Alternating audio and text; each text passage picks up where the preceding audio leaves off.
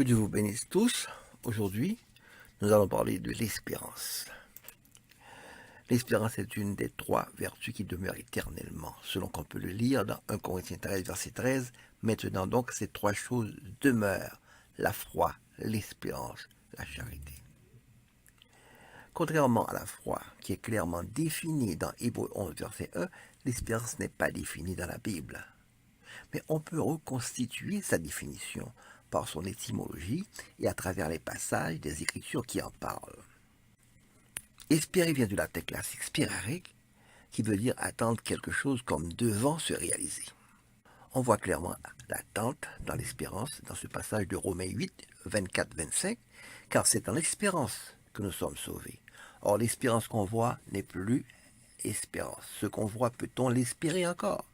Mais si nous espérons ce que nous ne voyons pas, nous l'attendons avec persévérance. On peut remarquer que l'attente est persévérante. La persévérance, donc, entre dans la définition de l'espérance. Romains 5, verset 3-4 nous le confirme. Bien plus, nous nous glorifions même des afflictions, sachant que l'affliction produit la persévérance, la victoire dans l'épreuve, et cette victoire, l'espérance. La patience fait partie également de l'espérance.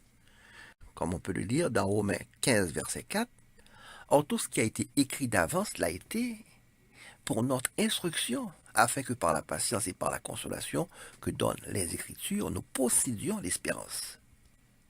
L'Écriture, en nous racontant la vie des serviteurs de Dieu, nous montre comment la patience est récompensée, et cela nous apporte une grande consolation et établit l'espérance en nous.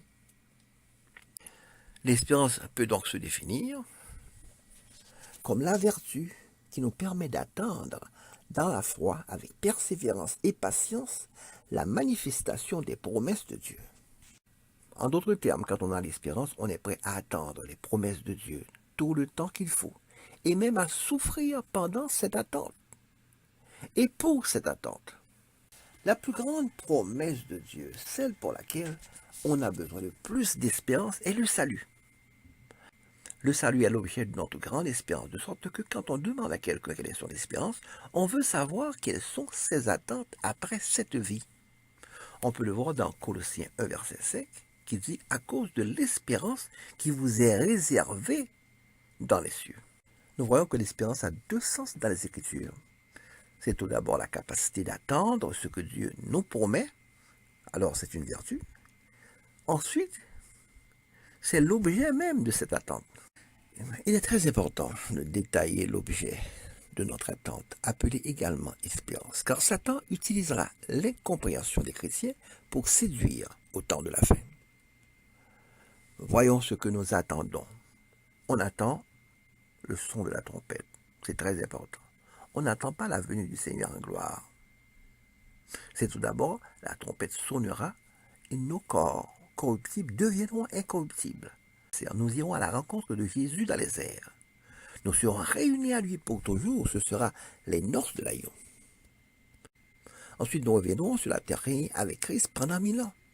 C'est le retour de Jésus en gloire. Longtemps après, nous jugerons les hommes et les anges. Et finalement, nous serons sur une nouvelle terre, où sera une ville, la nouvelle Jérusalem. C'est là que nous passerons notre éternité. Faisons une petite comparaison, la foi et l'espérance. Les deux sont apparentés. Tous les deux sont fermement assurés que Dieu honore toujours ses promesses.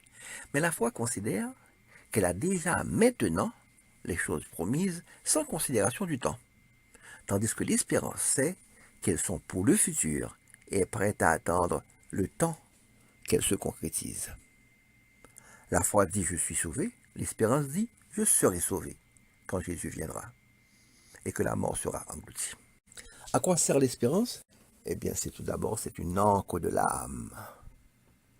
Il est écrit dans Hébreux 6, verset 19, cette espérance, nous la possédons comme une ancre de l'âme sûre et solide. Elle pénètre au-delà du voile.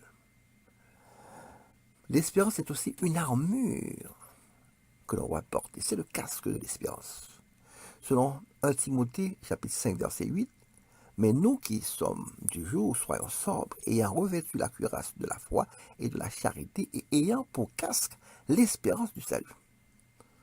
l'espérance nous apporte la joie.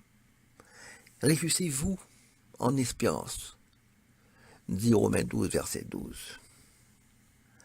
Romains 15, verset 13 dit que le Dieu de l'espérance vous remplit de toute joie et de toute paix, par la foi, etc.